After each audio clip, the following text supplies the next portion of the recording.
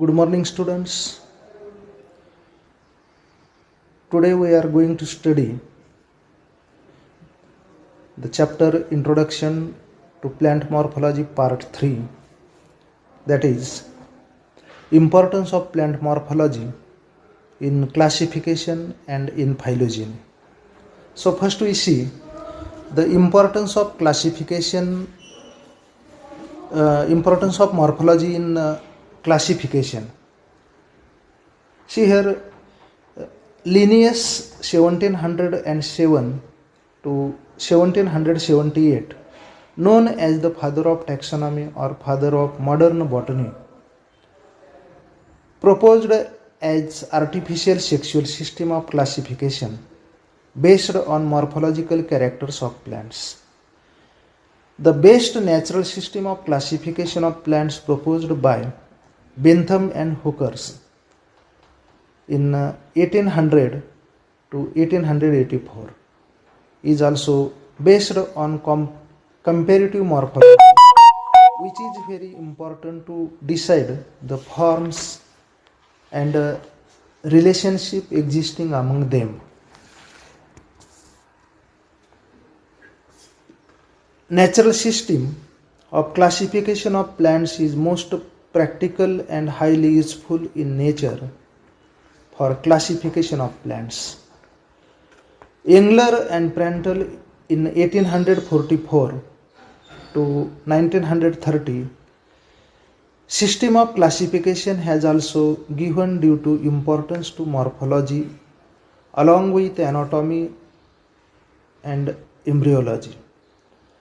Presence or absence of flowers was the main criteria which divide the whole plant kingdom into phanerogams and cryptogams. The phanerogams were classified into angiosperms and gymnosperms mainly on the basis of whether the seeds are enclosed into ovary or exposed outside. The complete division of angiosperms was classified into two classes as monocotyledons and dicotyledons on the basis of single or two cotyledons. The cotyledons were separated on the basis of morphology of corolla. If the petals are separate, then the plant is termed as polypetally, petals united as gamopetally, and if petals are absent, then apetally, that is monoclamidy. In these flowers, perianth is present as there is no distinction of flower into petals and sepals. Polypetally are classified on the basis of prominent thalamus disc or persistent calyx in the flower. Plants with hypogynous ovary and with many stamens in the androecium are grouped under thalamiflory. Plants having hypogynous ovary and cushion-like disc around the ovary fall under disciplory. Those in which the thalamus is in the form of cup are grouped under calyciflory. Gamopetally is further classified as inferi, that is ovary in the flower is inferior in position, while in heteromery the ovary is superior, and bicarpellity as there are two carpels. Apetally monoclamidy is further classified as curvemry when embryo is curved. If many ovules are present, then it is known as multi-ovulate. In plants, if the embryo is very small or microscopic, then they are grouped under microspermy, and if the flowers show only presence of stamens or gynoecium, then this series is known as unisexuals. Morphological characters are used by all taxonomists because they are easily viable and can be convenient employed in classification. Morphological characters are helpful for rapid identification and categorization of plants, but recently more and more microscopic characters of morphology are being used for classification and identification. In morphology, the following characters are useful to mark out particular plant or family of plant. Number 1, habit. The characters from habit are useful in the following ways. In Pinus, bark characters are used for identification of species. Woody and herbaceous characters among plants were used by Hutchinson for his classification system. He separated dicots in two groups, woody plants as lignosae and herbaceous plants as herbaceae. The next point, that is underground part. The character of bulbs is important in separation and identification of genus. Allium in two species. Example, that bulb is clustered on rootstock as in Allium sativum, that is garlic, and bulb is not clustered in rootstock in Allium cepa or onion. Third point, leaves. Leaves are important for identification in palms, salix and poplars. The genus Azadirachta has been separated from Melia on the basis of variations in leaves. Azadirachta has unipinnate leaves and Melia has bipinnate leaves. Leaf venation is also important for the identification of the species in Ulmus and Tilia. Interpetular stipules are useful for identification of family Rubiaceae. Then next point, that is reproductive sources. Inflorescence is also significant in identification of plant families. Example, racemose and cymose are the main important types. However, some of the plant families are recognized by special types of inflorescences. These are Cyathium in Euphorbiaceae, Verticillaster in Lamiaceae, Hypanthodium in Muriaceae, Capitulum or head in Asteraceae, Umbel in Umbelliferae. The next, other floral characters are also important in taxonomy. Example, fusion of petals separated dicots into two subclasses, polypetalae and gamopetalae. However, presence of perianth is striking features of monoclamidae, that is the apetalae. In some families, presence of calyx modification is significant as a taxonomic source. Example, Pappus calyx in Asteraceae, persistent calyx in Solanaceae, petaloid calyx in some members of the Rubiaceae. Okay. Then next, stamen number, fixation of anthers, adhesion, cohesion of stamens are important sources for taxonomic studies.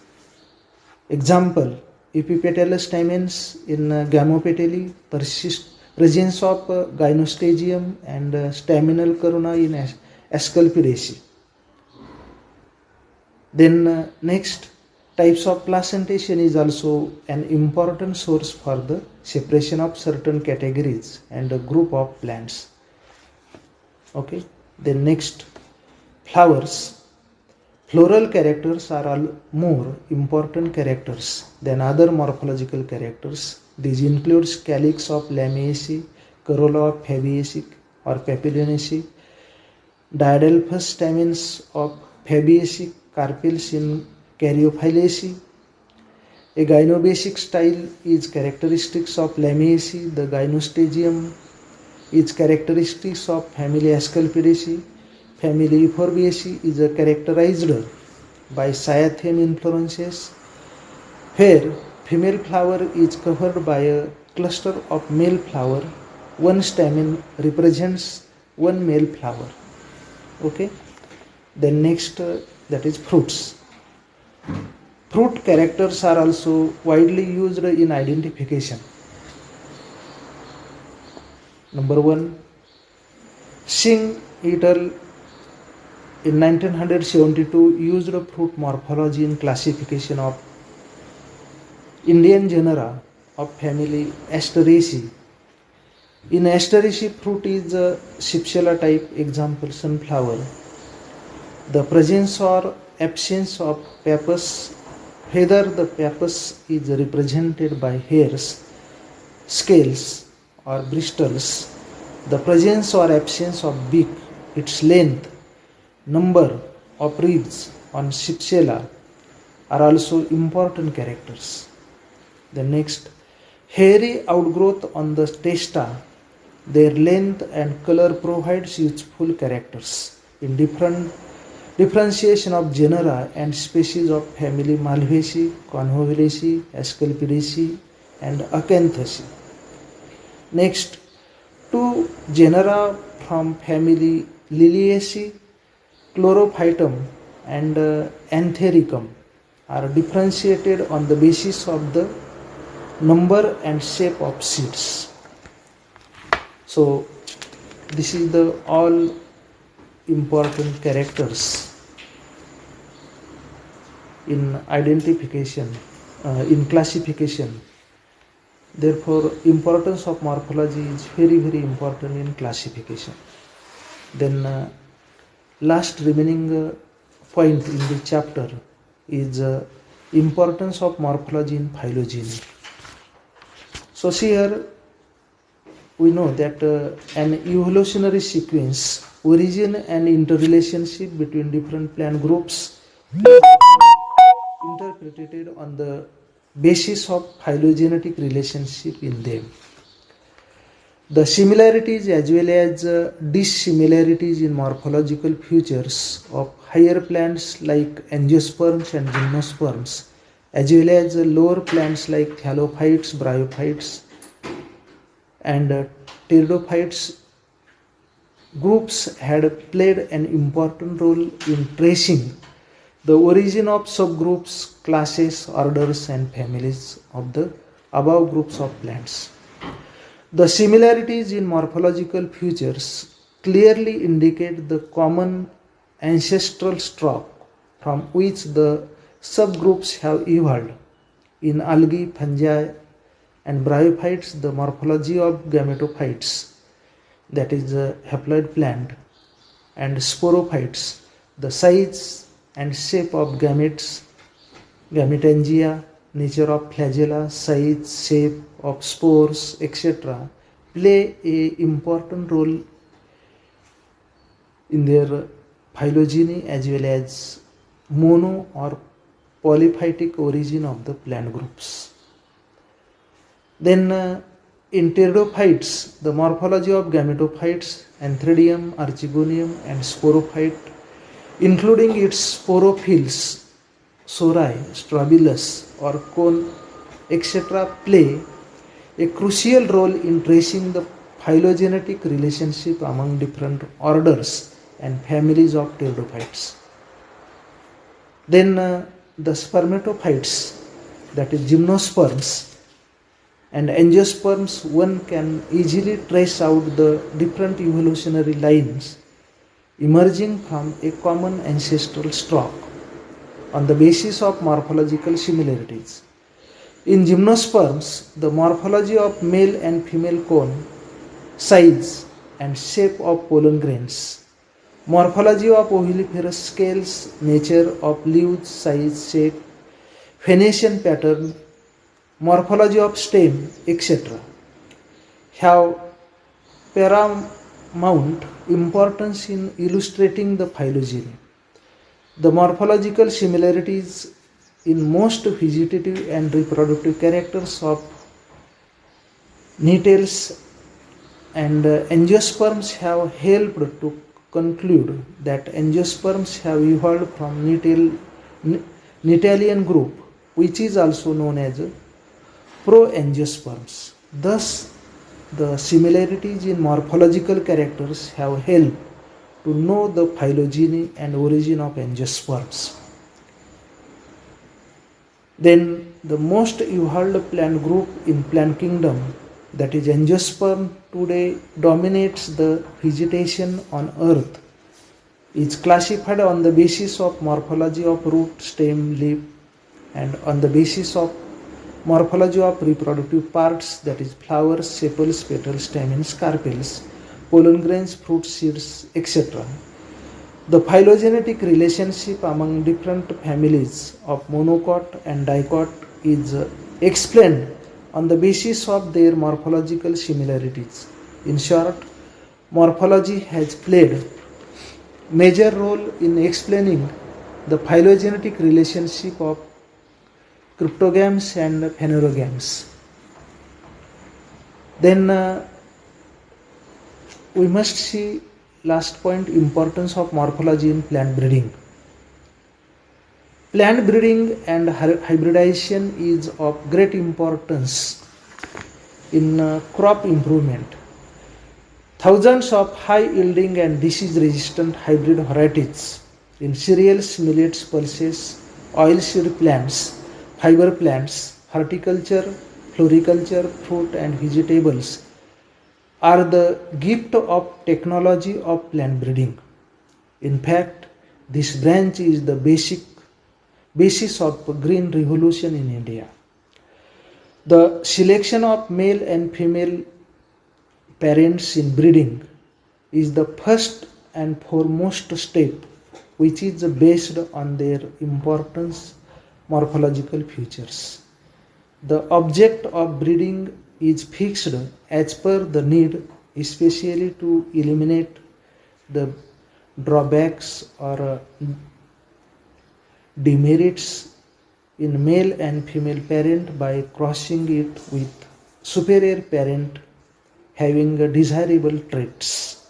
The traits considered are generally the height of the plant, nature of branching and foliage phyllotaxy, and more specially nature of flower, corolla, stamens, carpels, stigma, and the most important is the type of pollination, that is cross pollination or self pollination.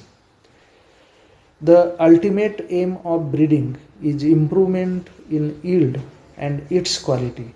If the yield is considered, the breeding concentrates on size of ear, head, grains, pods, fruits, etc., which are almost all the morphological characters. In short, plant breeding also gives emphasis on morphological features. So, by this way, we have completed our first chapter, that is introduction to morphology. Okay, thank you.